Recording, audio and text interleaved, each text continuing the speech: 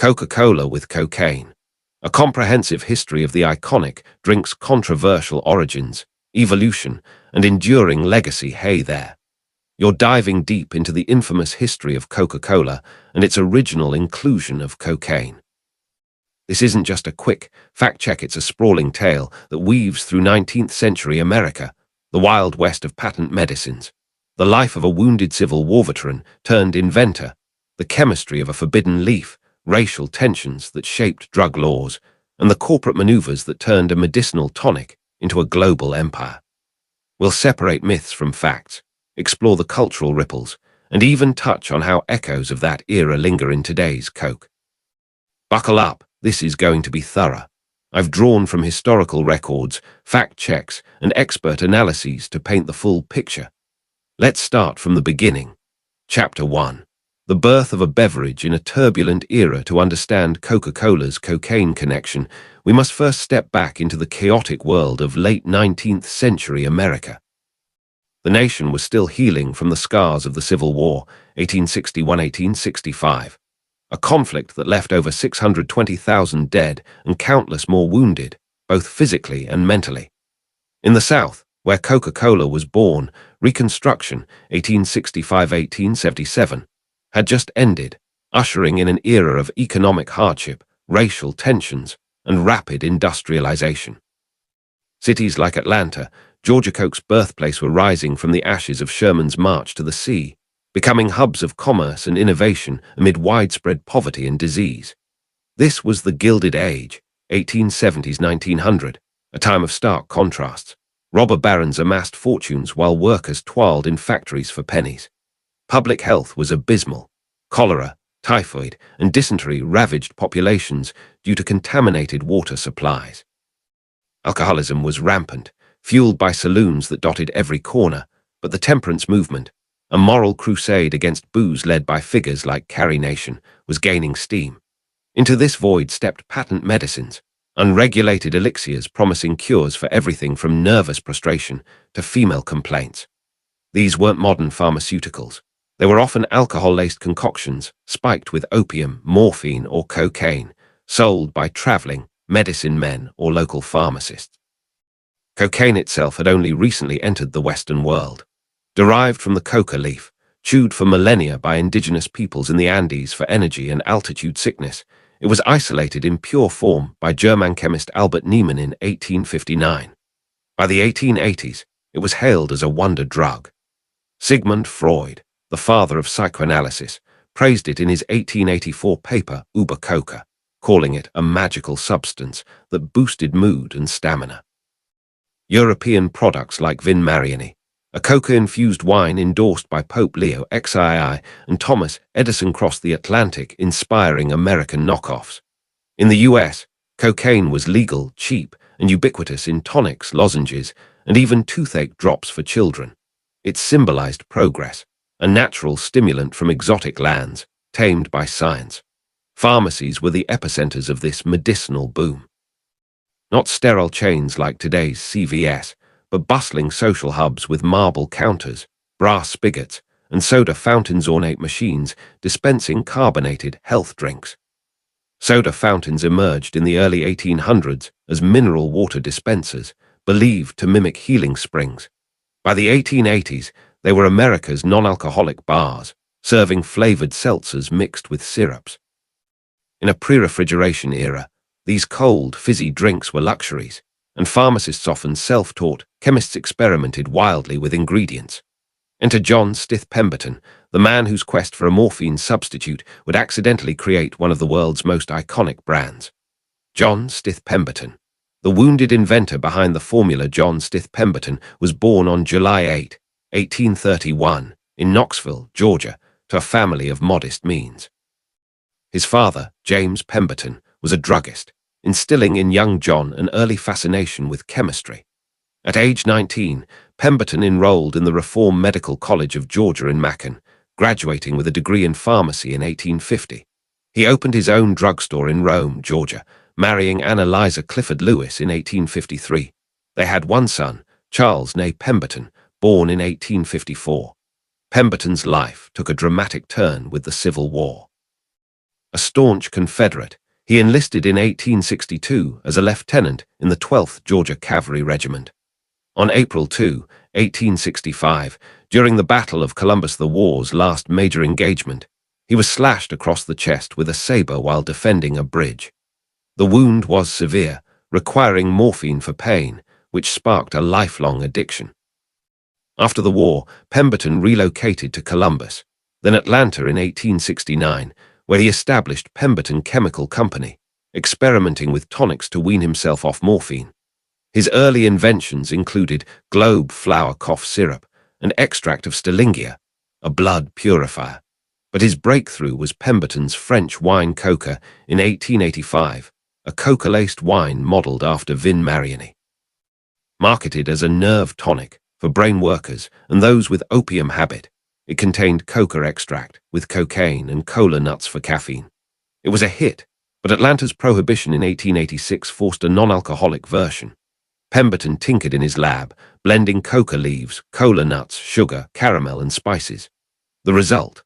A syrup mixed with carbonated water, first sold at Jacob's Pharmacy on May 8, 1886 for 5 cents a glass. Frank Robinson, his bookkeeper, coined Coca Cola and scripted the logo. Pemberton claimed it cured headaches, indigestion, and addiction, ironic, given its cocaine. Addicted and ill, Pemberton sold stakes in the formula, dying on August 16, 1888, at age 57 from stomach cancer. His son Charles inherited rights but struggled with addiction, dying in 1894. A SAC handler consolidated control, buying out interests for $2,300 by 1891. Pemberton's legacy is bittersweet. A brilliant inventor whose creation outlived him, but whose personal demons mirrored the era's struggles. The chemistry of the originally formula, cocaine, caffeine, and secret spices, the original Coca-Cola formula was a symphony of chemistry, blending natural extracts with synthetic tweaks. At its core were two stimulants, cocaine from coca leaves and caffeine from cola nuts, hence Coca-Cola. Coca leaves, Erythroxylum coca, native to the Andes, contain alkaloids like ecgonine, cocaine's precursor. Pemberton used fluid extract of coca, importing leaves from Peru. The extraction process involved steeping leaves in alcohol, yielding a tincture with about 0.5% cocaine. In the 1886 formula, estimates suggest 5 ounces of coca leaf per gallon of syrup, translating to 9 mg of cocaine per 6/8, was glass enough for a mild uplift, not a high. Myths claim 3.5 grams per bottle, but that's impossible. It would be lethal. A typical recreational dose is 5,100 mg, so Coke's was negligible. Cola nuts, Cola acuminata, from West Africa added caffeine, 235%, and bitterness. The formula included sugar for sweetness, caramel, color, phosphoric acid, tang, and merchandise 7XA secret blend of oils, orange, lemon, nutmeg, coriander, neroli, cinnamon. Alcohol was used in extraction but not in the final product. When mixed with carbonated water, invented by Joseph Priestley in 1767, it created the fizz. The combination of cocaine and caffeine produced cacoethyline in the body, a euphoric compound. This made Coke a brain tonic, marketed for mental clarity. By 1902, cocaine was reduced to 0.16 mg per oz of syrup. In 1903, fresh leaves were replaced with spent leaves post-cocaine extraction. By 1929, advanced methods eliminated all traces. Today, Stepan Company processes 175,000 kg of leaves annually, extracting cocaine for medical use and sending flavor essence to Coke. The formula's secrecy, initiated by Candler in 1891, protected intellectual property. Attempts to replicate it, like a 1979 recipe in the Atlanta Journal-Constitution, come close but aren't exact. Marketing the miracle tonic, from pharmacy counters to national sensation, Coca-Cola's early success owed as much to marketing as to its buzz. Pemberton advertised it as a valuable brain tonic that cures headache and relieves exhaustion. The first ad appeared in the Atlanta Journal on May 29, 1886. Soda fountains were key. In 1887, only 13 fountains in Atlanta sold it, but by 1895, it was in every U.S. state. Candler's genius was in branding. He distributed free coupons, ate 5 million redeemed by 1913, and plastered the logo on everything from clocks to trays. Ads featured elegant women sipping Coke, positioning it as refined and healthful. As a temperance drink, it appealed to prohibitionists. During the 1890s, Coca wars, rivals like Coke and Yum Yum tried copying, but Candler's lawsuits protected the name. Bottling began in 1894, revolutionizing distribution. By 1900, sales hit 370,877 gallons annually. Cultural impact. Coke became synonymous with American optimism, exported to Cuba in 1898 during the Spanish-American War. Cocaine in the broader context of patent medicines. To fully grasp the role of cocaine in early Coca Cola, we must zoom out and examine the wild, unregulated landscape of patent medicines in late 19th century America. This was an era when medicine was less about rigorous science and more about entrepreneurial flair, hyperbolic claims, and a dash of outright quackery. Patent medicines named not because they were patented, most weren't, as that would require disclosing ingredients, but because they were proprietary formulas dominated the health market. They promised to cure everything from baldness to tuberculosis, often with ingredients that were addictive, toxic, or both. Cocaine, as a key player in this scene, wasn't an outlier in Coca-Cola. It was emblematic of a broader cultural and commercial phenomenon that blended hope, hype, and hidden dangers. The rise of patent medicines. A nation thirsty for cures, the patent medicine boom traces its roots to the early 1800s, but it exploded after the Civil War. America was a nation in pain literally. The war had left hundreds of thousands wounded, many addicted to morphine, known as the Army disease. Urbanization brought overcrowding, poor sanitation, and epidemics. Rural areas fared no better, with limited access to doctors. Trust in traditional medicine was low. Physicians often relied on brutal treatments like bloodletting or mercury-based calomel, which could cause more harm than good. Into this gap stepped patent medicine makers, who marketed their products directly to consumers through newspapers, almanacs, and traveling shows. By the 1880s, the industry was worth over $80 million annually, equivalent to billions today. These elixirs were sold everywhere: drugstores, general stores, even by mail order from catalogs like Sears, Roebuck & Co. Their appeal lay in accessibility, no prescription needed, and extravagant promises. Ads claimed they could purify the blood, invigorate the nerves, or restore vitality. In reality, many were alcohol-based, up to 90% in some cases, laced with narcotics to ensure repeat business. The lack of regulation was staggering. The federal government didn't require ingredient disclosure until the 1906 Pure Food and Drug Act. Pharmacists played a central role, acting as both retailers and creators. In small towns, the local druggist was a trusted figure, mixing custom tonics on site. Soda fountains, introduced in the 1820s, evolved into social hubs where these medicines were dispensed as fizzy drinks, masking bitter tastes with sugar and carbonation. This is where Coca Cola fit in, not as a soda pop, but as a temperance drink, a nerve tonic, competing with hundreds of similar products. Cocaine's entry into the medical mainstream. Cocaine's journey to America began in South America. For centuries, indigenous Andeans chewed coca leaves to combat fatigue and hunger, a practice noted by Spanish conquistadors in the 1500s. European interest spiked in the mid-19th century. In 1859, Albert Niemann isolated cocaine alkaloid at the University of Göttingen, naming it after the plant. By the 1860s, it was studied for its anesthetic properties. Carl Koller discovered its use in eye surgery in 1884, revolutionizing medicine. Sigmund Freud's 1884 essay, Über Coca, catapulted it to fame. Freud, then a young neurologist, experimented with cocaine, praising it for treating depression, morphine addiction, and even as an aphrodisiac. He sent samples to colleagues, including one who used it to treat a patient's neurasthenia. Freud's enthusiasm influenced American doctors, who began prescribing it for hay fever, sinusitis, and nervous exhaustion. William Halsted, a pioneer surgeon, became addicted while testing it as a local anesthetic. In patent medicines, cocaine debuted in products like Vin Mariani, 1863, a Bordeaux wine infused with coca leaves, endorsed by celebrities like Queen Victoria and Ulysses S. Grant. Angelo Mariani, its creator, marketed it as a tonic wine for overworked men and delicate women. Pope Leo XII awarded it a Vatican gold medal and carried a hip flask of it. American imitations followed. Metcalfe's Coca wine, Pemberton's French wine Coca, 1885, and others like Coca Cola chewing gum. Cocaine was cheap $2, 50 per ounce in 1885 and legal. It appeared in lozenges for sore throats, powders for toothaches, and even hypodermic injections. Children's products were common. Cocaine toothache drops promised instant relief for teething babies.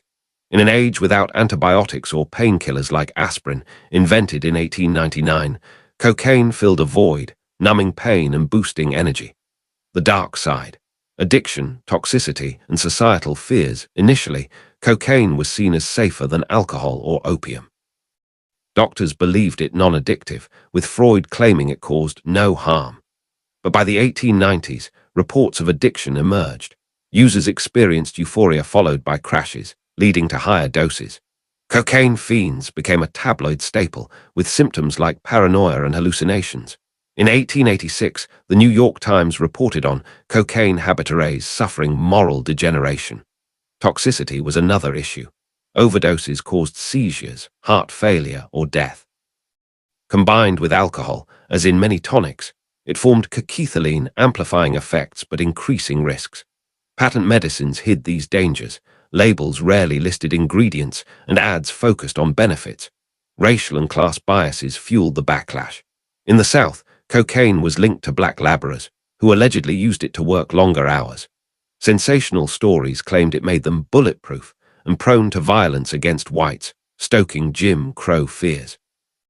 A 1910 report by Dr. Christopher Koch to the U.S. Congress warned of cocainized Negroes committing crimes. This racism accelerated regulation. States like Oregon banned cocaine in 1887, followed by others. For women and children, the narrative differed. Cocaine was marketed as a female tonic for hysteria or menstrual pain, but addiction cases among housewives emerged. Children's exposure via syrups led to scandals, like reports of infants becoming dependent. Competitors and contemporaries. A crowded market of stimulants. Coca Cola wasn't alone in using cocaine. Rivals included Pemberton's French wine Coca, predecessor to Coke, with 0.75 grains of cocaine per bottle. Metcalfe's Coca wine, similar to Vin Mariani, popular in the Northeast. Bernie's Catarrh powder, a snuff with cocaine for sinus relief. Lloyd's cocaine toothache drops, marketed for kids with pure cocaine. Coca Cola, chewing gum with coca extract. Opium-based rivals like Mrs. Winslow's soothing syrup, for teething, killed thousands of babies via overdose, dubbed baby killers. Alcohol tonics like Lydia Pinkham's vegetable compound, 18% alcohol, targeted women. Non-narcotic competitors like Dr. Pepper, 1885, and Pepsi Cola, 1893, emerged as digestive aids, but lacked Coke's initial kick. The road to regulation. Muckrakers and the Pure Food Act. The tide turned with muckraking journalism. Samuel Hopkins Adams' 1905, Collier's series, The Great American Fraud, exposed patent medicines as death-dealing nostrums. Upton Sinclair's The Jungle, 1906, highlighted food adulteration, but also drugs. Dr. Harvey Wiley, chief chemist at the USDA, tested tonics on poisoned squads of volunteers, revealing dangers. The 1906 Pure Food and Drug Act required labeling of narcotics like cocaine, alcohol, and opium. This forced Coca Cola to reduce cocaine by 1903. The 1914 Harrison Act taxed and regulated cocaine, effectively criminalizing it. Legacy in modern medicine and culture. Cocaine's medical use persists in refined forms like topical anesthetics, e.g., in ENT procedures. The patent medicine era birthed the FDA and consumer protection laws. Culturally, it inspired skepticism toward miracle cures, seen in today's supplement industry. In Coca Cola's story, cocaine was a product of its time, a legal stimulant in a sea of dubious remedies. Its removal marked the shift from medicine to beverage. But the era's spirit of innovation endures. The removal of cocaine. Timeline, reasons, and aftermath. The story of cocaine's removal from Coca Cola is not a sudden, dramatic purge, but a gradual, calculated evolution driven by a confluence of societal pressures, legal shifts, and corporate pragmatism. By the turn of the 20th century, what had started as a celebrated ingredient in a medicinal tonic had become a liability. Asa Griggs Candler, the shrewd businessman who acquired full control of the company in the early 1890s, recognized the winds of change and acted decisively. This chapter delves into the precise timeline of the removal, the multifaceted reasons behind it including health concerns, racial hysteria, and regulatory foresight, and the profound aftermath, which saw Coca Cola transform from a niche pharmacy item into a global, cocaine-free icon. Far from derailing the brand, the removal propelled it forward, adapting the formula while preserving its mystique and market dominance. The timeline. From inclusion to eradication, the journey of cocaine in Coca Cola began with its invention in 1886 by John Stith Pemberton. The original formula included an extract from fresh coca leaves, which contained trace amounts of cocaine estimated at around 9 milligrams per 8-ounce glass, a mild stimulant dose that contributed to the drink's energizing effects. This was not unusual for the era. Cocaine was a legal, widely used additive in tonics, valued for its ability to alleviate fatigue and headaches. Pemberton's marketing emphasized these benefits, positioning Coca Cola as a brain tonic and temperance alternative to alcohol. However, as the drink gained popularity in the 1890s, subtle adjustments began. Under Candler's leadership, after he consolidated ownership in 1891, the company started monitoring public sentiment. By the late 1890s, reports of cocaine addiction were emerging in medical journals and newspapers, prompting initial reductions. In 1901, Candler reportedly initiated a significant reformulation, replacing much of the coca extract with increased sugar and caffeine to maintain the stimulating appeal without the narcotic. This move was partly defensive. Candler later denied that cocaine had ever been in the formula, a claim that historical evidence contradicts, but which helped protect the brand's image. The pivotal year was 1903. Facing growing scrutiny, Coca Cola fully transitioned to using decocainized, or spent, coca leaves from which the cocaine had been extracted prior to incorporation into the syrup. This process preserved the flavor profile derived from the leaves' other alkaloids and compounds while eliminating the drug. The change was not publicly announced. Instead, it was implemented quietly to avoid alarming consumers who associated the coca in the name with the drink's invigorating properties. By this point, the cocaine content had been reduced to negligible levels down to about 1/400 of a grain, approximately 0.16 mg, per ounce of syrup in earlier tweaks. Removal wasn't instantaneous or absolute in trace forms. Technological limitations meant that minute residues might have lingered until better extraction methods were developed.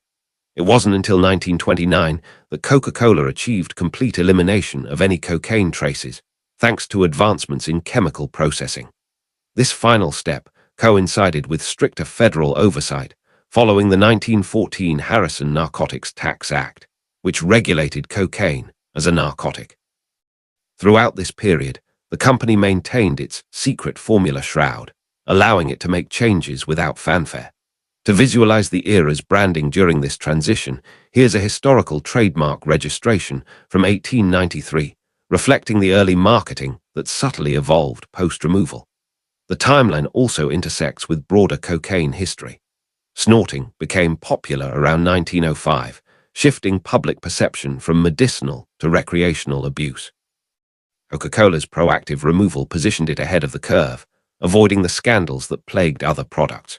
The reasons: a perfect storm of health, racism, and regulation, the decision to remove cocaine was multifaceted, rooted in emerging health awareness, deeply ingrained racial prejudices, and the looming threat of government intervention. By the early 1900s, cocaine's honeymoon phase was over. What Freud had once called a magical substance was now linked to addiction and psychosis. Medical reports detailed cocaine habituation, with users experiencing insomnia, paranoia, and physical deterioration. In Coca Cola's case, while the dose was low, consumer fears grew amid stories of cocaine fiends. Company president Asa Candler, a devout Methodist and teetotaler, prioritized the brand's wholesome image, deciding by 1903 to eliminate even trace amounts to mitigate health risks and public backlash. Racism played a sinister role. In the Jim Crow South, cocaine was scapegoated for alleged black criminality.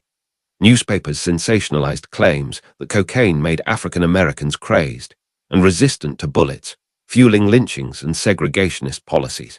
A 1910 congressional report warned of cocainized Negroes committing rapes and murders, directly influencing Coca Cola's decision. Candler, operating in Atlanta, a hotbed of racial tension, bowed to these fears to protect sales in the white-dominated market. This racial hysteria accelerated national anti-cocaine sentiment, culminating in state bans starting in 1887 and federal action by 1914. Regulatory pressures were mounting. The 1906 Pure Food and Drug Act, spurred by muckrakers like Upton Sinclair and Samuel Hopkins Adams, required labeling of narcotics, exposing hidden ingredients in tonics. Coca-Cola faced a 1911 lawsuit from the U.S. government over its caffeine content, mistakenly thought to be from coca, which it won but used as a wake-up call. Candler's preemptive removal ensured compliance and avoided costly reformulations later. Business strategy was key. Cocaine's buzz was popular, but Candler saw greater potential in a family-friendly beverage. Replacing it with sugar and caffeine maintained the pick-me-up without legal risks, aligning with the temperance movement. The aftermath, adaptation, growth, and lingering myths far from harming Coca-Cola, cocaine's removal catalyzed its ascent. The reformulated drink retained its flavor through decocainized leaves, with added sugar masking any changes consumers barely noticed, as the effects were always mild. Sales soared, from 370,877 gallons in 1900 to millions by the 1910s, fueled by bottling, started 1899, and aggressive marketing. The company denied past cocaine use, fostering myths that persist in memes and trivia. Modernly, Coca-Cola still uses coca leaf extract, processed by Stepan Company under DEA exemption. The cocaine is extracted for medical use, e.g., anesthetics, and destroyed or sold legally, while the flavor essence goes to Coke, ensuring zero narcotic content. This arrangement, dating to the 1920s, highlights the removal's lasting impact, a safe, scalable product. Culturally, the saga reflects America's drug history, from euphoria to prohibition. It boosted caffeine's role, now the drink's primary stimulant, amid ongoing debates over sugar and health. The aftermath solidified Coca-Cola's resilience, turning a potential crisis into enduring success. Myths versus facts. Debunking the exaggerations. The history of Coca-Cola and its original inclusion of cocaine has spawned a veritable cottage industry of myths, urban legends, and outright fabrications that continue to circulate in popular culture, social media, and even casual conversations. These tales range from the mildly misleading to the wildly implausible, often amplified by the internet's echo chambers and a public fascination with the idea of a beloved soda harboring a secret, illicit past. In an age where viral posts can claim anything from Coca-Cola still has cocaine to the original bottle packed 3.5 grams of pure Coke, it's essential to separate fact from fiction. This chapter dissects the most persistent myths surrounding cocaine in Coca-Cola, drawing on historical records, expert analyses, and fact-checking sources to provide clarity. By debunking these exaggerations, we not only honor the true story, but also explore why such myths endure, rooted in a mix of nostalgia, sensationalism, and misunderstanding of 19th-century pharmacology. We'll examine each myth in detail, backed by evidence, and conclude with the verified facts that paint a more nuanced picture of this iconic beverage's origins. Coca-Cola still contains cocaine today. One of the most enduring misconceptions is that modern Coca-Cola secretly includes cocaine, perhaps as a nod to its origins or to explain its addictive appeal. This myth persists in memes, conspiracy theories, and even some misinformed articles, with claims that the company imports coca leaves laced with the drug under special exemptions. Social media amplifies this, with posts suggesting that the coca in the name is a giveaway or that trace amounts remain hidden in the secret formula. The reality is far less sensational. Coca Cola has been completely cocaine-free since at least 1929, when advanced chemical processes perfected the removal of all narcotic traces from coca leaf extracts. The company does still use a flavor extract derived from coca leaves, but these are decocainized, meaning the cocaine is fully extracted beforehand by a specialized firm, Stepan Company in New Jersey, under strict DEA oversight. The extracted cocaine is then used for legitimate medical purposes, such as in topical anesthetics, while the non-narcotic residue provides a subtle flavor note to the syrup. This arrangement dates back to the early 20th century and is fully legal, but it involves zero cocaine in the final product. Independent tests and FDA screenings confirm this, as a Coca Cola spokesperson reiterated in 2021. Cocaine has never been an added ingredient in Coca Cola. Why does this myth linger? It stems from a kernel of truth, the ongoing use of coca leaves for flavoring combined with public skepticism toward corporate secrecy. The formula's vault in Atlanta adds to the intrigue, but in truth, modern Coke's buzz comes solely from caffeine, about 34 mg per 12 oz can, and sugar, 39 grams, not narcotics. Conspiracy theorists often point to the DEA exemption as proof, but this is simply a regulatory allowance for flavor extraction, similar to how vanilla beans are processed without alcohol in non-alcoholic products. The original Coca-Cola contained massive amounts of cocaine, like 3.5 grams per bottle. A particularly viral exaggeration claims that the first bottles of Coca-Cola in the 1890s contained a whopping 3.5 grams of cocaine, enough to cause severe intoxication or even overdose in modern terms. This figure often appears in social media graphics, Reddit threads, and even some poorly researched articles, painting the drink as a hardcore narcotic disguised as a soda. This is wildly inaccurate and stems from a misunderstanding of historical measurements and formulations. The original 1886 recipe, created by John Pemberton, included an extract from coca leaves, but the actual cocaine content was minimal, approximately 9 milligrams per 8-ounce glass, the standard serving at soda fountains. To put that in perspective, a typical recreational dose of cocaine today is 5,100 milligrams, and 3.5 grams, 3,500 mg, will be potentially lethal, equivalent to thousands of times the actual amount. By 1902, under a sack handler's direction, it had been reduced to just 1/400 of a grain, about 0.16 mg, per ounce of syrup, and by 1903, it was effectively zero through decocainization.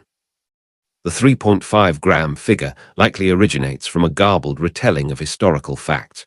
Some sources misinterpret Pemberton's early notes, which called for 5 ounces of coca leaf per gallon of syrup, but this refers to the raw leaves, not pure cocaine. Coca leaves contain only 0.51% cocaine by weight, so the extract yielded trace amounts at best.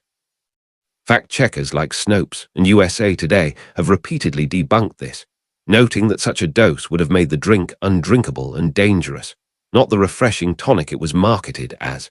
The low dosage meant users might feel a mild uplift enhanced by caffeine, but nothing approaching a high or addiction from casual consumption.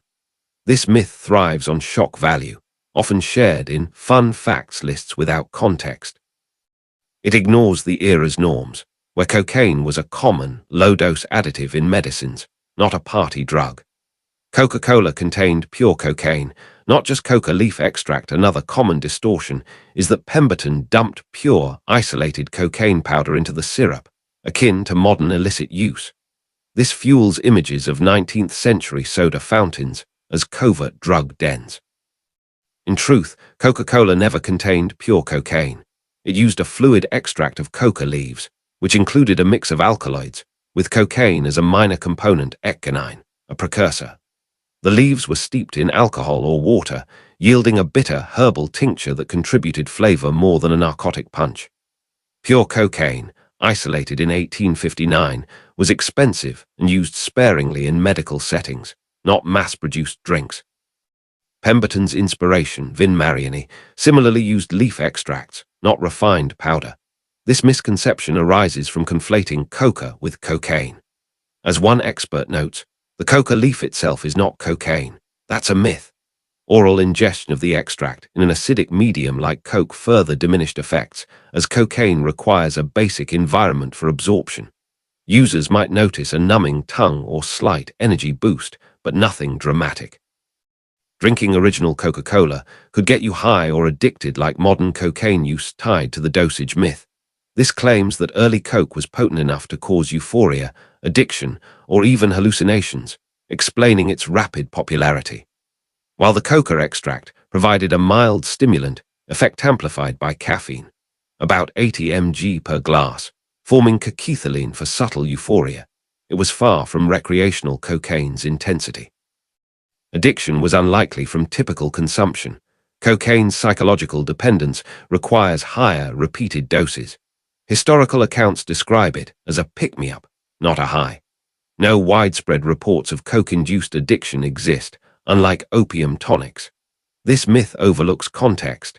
19th-century medicines often included narcotics, but low doses and social norms prevented mass issues. Myth 5. Coca-Cola never actually had cocaine. It's all a hoax or marketing gimmick. On the flip side, some skeptics claim the cocaine story is fabricated, perhaps by the company for edgy appeal or historians for sensationalism. This is easily refuted by primary sources. Pemberton's notes specify coca leaves, and early ads touted coca for its nerve-stimulant properties. Company denials focused on post-removal eras, but archives confirm inclusion until 1903. The facts: a balanced view of Coca-Cola's cocaine-era inclusion and amount. Yes, from 1886-1903 via coca extract. Mg per glass initially, reduced over time. Effects: mild stimulation, not intoxicating. Removal: fully by 1929. Decocainized leaves used today for flavor.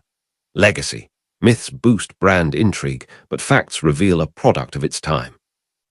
Myths persist due to social media's love for shock, historical amnesia, and Coke's secrecy. Understanding them enriches the story, reminding us of evolving science and society. Cultural impact and legacy: Coca-Cola's journey from a humble pharmacy tonic in 1886 Atlanta to a ubiquitous global brand is not just a tale of commercial success, but a profound narrative of cultural permeation. Over nearly 140 years, the beverage has transcended its origins as a cocaine-laced nerve stimulant to become an emblem of American optimism, consumerism, and globalization. Its red and white logo is recognized by 94% of the world's population, making it one of the most iconic symbols in history. This chapter explores Coca-Cola's indelible mark on culture, from shaping holiday traditions and wartime morale to influencing art, music, and social movements. We'll examine how strategic marketing intertwined the brand with American identity, its role in spreading soft power abroad, and the mixed legacy of health controversies and corporate philanthropy. Far from fading into obscurity after the removal of its controversial ingredient, Coca-Cola evolved into a cultural juggernaut, reflecting and reinforcing societal values while adapting to changing times. Coca-Cola, as a symbol of American culture and consumerism from its inception, Coca-Cola embodied the American dream. Innovation born from necessity, scaled through entrepreneurship. Invented by John Pemberton amid post-Civil War Reconstruction, it quickly became synonymous with refreshment and vitality in a rapidly industrializing nation. By the early 20th century, under Asa Candler's stewardship, the brand's marketing genius transformed it into a cultural staple. Free coupons distributed in the 1890s, over 8.5 million redeemed by 1913, democratized the drink, making it accessible to all classes and embedding it in everyday life. The contour bottle, introduced in 1915 to combat imitators, became an instant icon. Designed by the Root Glass Company, its curvaceous shape was inspired by a cocoa pod, ironically, not coca, and patented in 1916. This bottle not only protected the brand, but also symbolized sensuality and modernity, appearing in art by Salvador Dali and Andy Warhol. Warhol's 1962 painting Coca Cola 3 elevated the bottle to pop art status, critiquing consumerism while celebrating its ubiquity. Coca-Cola's integration into American culture extended to literature and film. It featured in F. Scott Fitzgerald's The Great Gatsby as a symbol of jazz-age excess, and in countless movies, from The Godfather to Back to the Future, reinforcing its role as a cultural shorthand for Americana. The brand's influence on holidays is legendary. In the 1930s, artist Haddon Sundblom's depictions of a jolly, red-suited Santa Claus for Coca-Cola ads standardized the modern image of St. Nick plump, bearded, and merry, drawing from earlier folklore, but cementing it in global consciousness. Before these ads, Santa varied in appearance, sometimes elf-like or gaunt. Sundblom's Santa, sipping Coke by the fireside, ran annually until 1964, blending commercialism with festive cheer and boosting winter sales by associating the brand with warmth and family. This campaign exemplifies how Coca-Cola shaped traditions. Today, the holidays are coming, truck ads continue this legacy, evoking nostalgia worldwide. Influence on advertising, pop culture, and social movements. Coca-Cola's advertising prowess redefined marketing, turning a product into a lifestyle. Slogans like "The Pause That Refreshes," 1929, and "It's the Real Thing," 1969, emphasized emotional connections over mere thirst quenching. The 1971 Hilltop ad, featuring diverse youth singing "I'd Like to Buy the World a Coke," captured the counterculture's peace ethos amid Vietnam War protests, becoming a cultural touchstone and inspiring a hit song. This ad's message of unity resonated globally, airing in over 100 countries and symbolizing soft diplomacy. In music, Coca-Cola infiltrated pop culture through jingles and sponsorships. The 1960s saw collaborations with artists like Ray Charles, while the 1980s New Coke fiasco, a reformulation that failed, spectacularly highlighted consumer loyalty, leading to the triumphant return of Coca-Cola Classic. The brand sponsored events like the Olympics since 1928 and FIFA World Cup, associating itself with triumph and international harmony. In film and TV, product placement in shows like Stranger Things revives 1980s nostalgia, while polar bear ads from the 1990s humanize the brand with whimsy. Socially, Coca-Cola navigated controversies. During the civil rights movement, it faced boycotts for segregationist practices but integrated facilities by the 1960s under pressure from leaders like Martin Luther King Jr. Its global campaigns promoted diversity, though critics argue it commodifies social issues. Philanthropy via the Coca-Cola Foundation, funding education and water initiatives, softens its image amid health critiques. Role in World War II and global expansion, Coca-Cola's wartime legacy solidified its status as an American ambassador. In 1941, company president Robert Woodruff pledged that every man in uniform gets a bottle of Coca-Cola for 5 cents, wherever he is. This led to 64 portable bottling plants shipped overseas, producing over 5 billion bottles for troops by war's end. Soldiers dubbed it the taste of home, boosting morale in foxholes from Europe to the Pacific. General Eisenhower prioritized Coke shipments, and post-war, bottling plants remained, accelerating international growth. This expansion made Coca-Cola a globalization pioneer. By 2025, it sold in over 200 countries, adapting flavors like Inca Cola in Peru while maintaining core branding.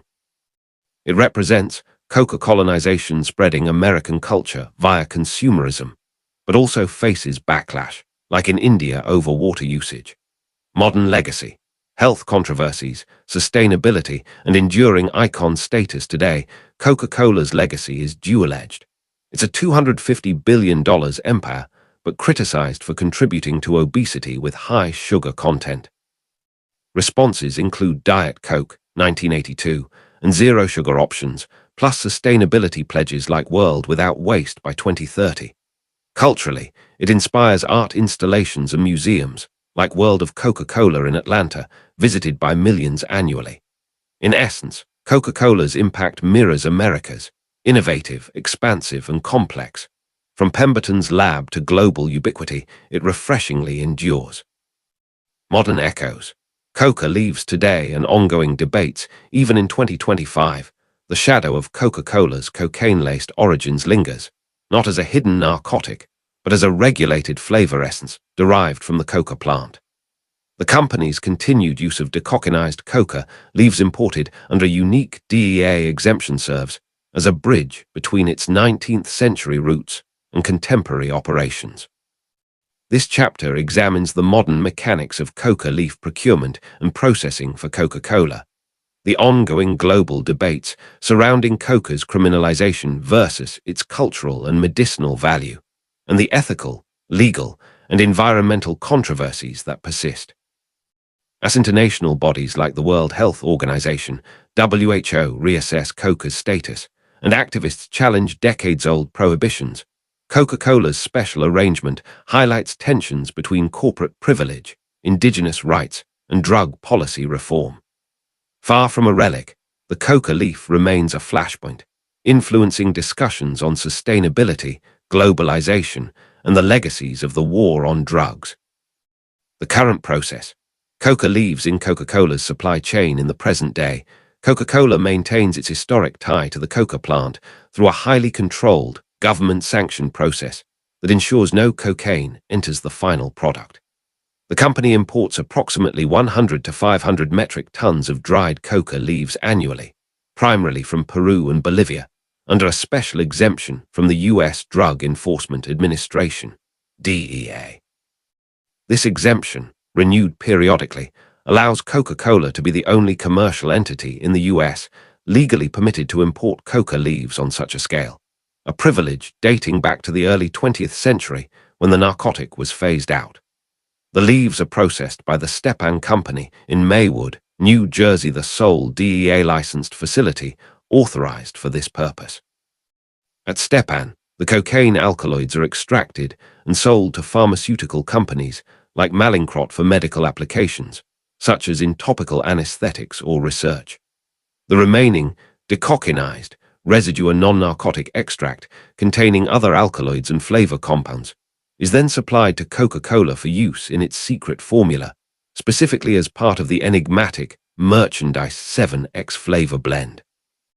This extract imparts a subtle herbal note that distinguishes Coke from competitors, though the exact contribution remains proprietary. The process is shrouded in secrecy and security. Shipments arrive under armed guard, and Stepan's operations are monitored by the DEA to prevent diversion. In 2023, the DEA renewed Stepan's license, affirming the arrangement's compliance with international treaties like the 1961 Single Convention on Narcotic Drugs, which permits coca leaf use for flavoring agents despite global prohibitions. As of 2025, no significant changes have been reported.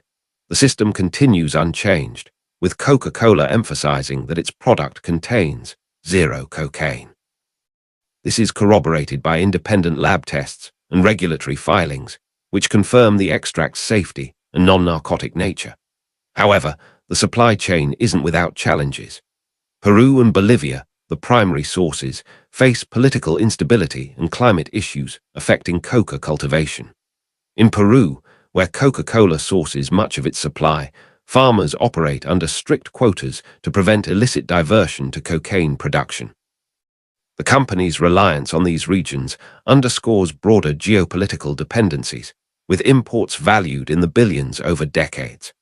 Ongoing debates. Criminalization versus traditional and medicinal uses.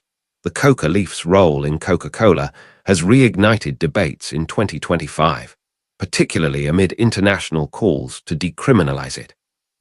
Under the 1961 UN Convention, coca is classified alongside cocaine as a Schedule I substance, banning its cultivation and use, except for limited medical or scientific purposes. and explicitly allowing flavoring agents like those in Coke. This carve-out has been criticized as hypocritical, granting a multinational corporation privileges while criminalizing indigenous practices in the Andes, where chewing coca leaves for energy and cultural rituals has been a tradition for millennia. In June 2025, the WHO initiated a critical review of coca leaf, the first in over 70 years, concluding that research did not reveal evidence of clinically meaningful public health harms associated with coca leaf use. The review highlighted prohibition's harms, including cultural erasure and economic hardship for farmers, and recommended reclassification. Bolivia, a key advocate, has challenged the UN ban since 2011, arguing it violates indigenous rights under the 2007 UN Declaration. President Luis Arce's administration pushed for legal international markets for natural coca products, like teas and supplements, potentially competing with synthetic flavors. Activists and organizations like the Transnational Institute and the Global Commission on Drugs argue that the ban denies rights and fuels illicit trade. A January 2025 Medium article in defense of the coca leaf criticized the convention's Article 27 for allowing Coca-Cola's use while prohibiting traditional chewing. Social media echoes this hypocrisy. Ex-posts in 2025 highlight the DEA's allowance for Coca-Cola amid the war on drugs, calling it drug smuggling for elites. One July 2025 post noted Stepan's role in producing pharmaceutical cocaine, questioning U.S. policy inconsistencies. These debates could impact Coca-Cola. If coca is descheduled, it might open markets for natural products, reducing reliance on the exemption. However, the company has remained silent, focusing on sustainability in sourcing. Controversies, ethical, environmental, and health dimensions. Coca-Cola's arrangement draws ethical scrutiny for profiting from a plant criminalized elsewhere. Critics argue it exemplifies corporate exceptionalism, where a U.S. giant benefits while Andean communities suffer from eradication programs. Environmental concerns arise too. Coca cultivation in Peru and Bolivia contributes to deforestation, though legal quotas mitigate this. The company claims sustainable sourcing, but transparency is limited. Health debates persist, with myths debunked but new questions about the extract's alkaloids. A 2025 YouTube discussion by Dr. Chris McCurdy and Dr. Andrew Huberman clarified the extract's safety, but noted ongoing flavor secrecy fuels speculation.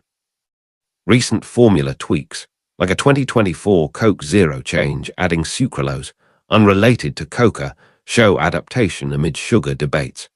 Reddit threads in 2025 compare 1886 and 2025 formulas, highlighting coca's evolution from stimulant to flavorant.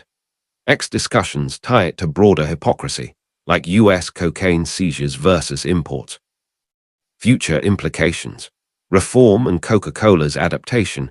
As of October 2025, the WHO's review could lead to UN reclassification, potentially ending Coca-Cola's monopoly and opening markets. This might allow competitors or new products, challenging the brand. Coca-Cola, with its sustainability focus, may pivot to ethical sourcing or alternatives if needed. Coca leaf's modern echoes in Coca-Cola encapsulate tensions between tradition and prohibition, commerce and equity. As debates evolve, the brand's legacy remains a fizzy reminder of history's complexities. A sip of history, as we conclude this exhaustive exploration of Coca-Cola and its once controversial ingredient, cocaine. It's fitting to reflect on how a simple pharmacy experiment in 1886 Atlanta evolved into one of the most enduring symbols of global culture. What began as John Stith Pemberton's quest for a morphine alternative, a syrup blending coca leaves, cola nuts, and a dash of optimism, has become a $250 billion empire with over 2 billion servings consumed daily across 200 countries. The removal of cocaine, far from diminishing the brand, allowed it to shed its medicinal shackles and embrace a new identity as the quintessential refreshment, embodying joy, community, and the American spirit. Yet this transformation was not without its complexities. Rooted in an era of unregulated patent medicines, racial biases, and evolving science, Coca Cola's story mirrors broader societal shifts, from the Gilded Age's wild innovation to the 21st century's focus on health, sustainability, and ethical sourcing. At its core, Coca Cola's legacy is one of adaptation. The original formula's cocaine content, though minimal, 9 mg per glass initially, reduced to traces by 1903 and eliminated by 1929, symbolized the 19th century's naive enthusiasm for wonder drugs. It provided a mild buzz that helped sell the drink as a brain tonic, but public health scares and regulatory pressures like the 1906 Pure Food and Drug Act forced change. Sack handlers' foresight in decocktailizing the leaves preserved the flavor while averting scandal, paving the way for explosive growth. World War II solidified its patriotic image, with 5 billion bottles shipped to troops, turning Coke into a taste of home that fueled post-war globalization. Campaigns like the 1971 Hilltop ad and Sunblum's Santa Claus illustrations wove the brand into cultural fabric, influencing holidays, art, and social movements. Yet this success carries shadows. Myths, such as exaggerated cocaine doses or lingering traces persist, fueled by the formula's secrecy and online sensationalism. Modern echoes in the coca leaf supply chain highlight inequities. While Coca-Cola legally imports leaves under DEA exemption, indigenous Andean communities fight criminalization of traditional uses. The 2025 WHO review advocating reclassification underscores ongoing debates, potentially reshaping global policy and the brand's sourcing. Health controversies, from sugar-driven obesity to environmental critiques of bottling, challenge its image, prompting shifts like zero-sugar variants and sustainability pledges. Ultimately, Coca-Cola's story is a sip of history, a reminder of innovation's double edge, where progress often walks hand in hand with peril. It teaches resilience, adapting from narcotic tonic to cultural icon, while inviting reflection on consumerism's costs. As you enjoy a Coke today, remember, behind the fizz lies a century of transformation, bubbling with lessons for tomorrow. Reflections on a fizzy legacy as we draw the curtains on this comprehensive dive into the storied history of Coca-Cola and its enigmatic ties to cocaine. It's worth pausing to savor the effervescent irony of it all. What started as a 19th century pharmacist's humble elixir born from pain, ambition, and a pinch of peril has bubbled up into a cultural colossus, quenching thirsts across generations and geographies. This rewrite, spanning over 25,000 words, has unraveled the threads of invention, controversy, and triumph, from Pemberton's lab bench to today's sustainable supply chains. Yet, in October 2025, as debates swirl around coca leaf reform and corporate ethics, Coca-Cola remains a mirror to society, refreshing, ubiquitous, and ever-evolving. Thank you for joining this journey through time, one sip, one chapter at a time. May your next Coke be as enlightening as its past.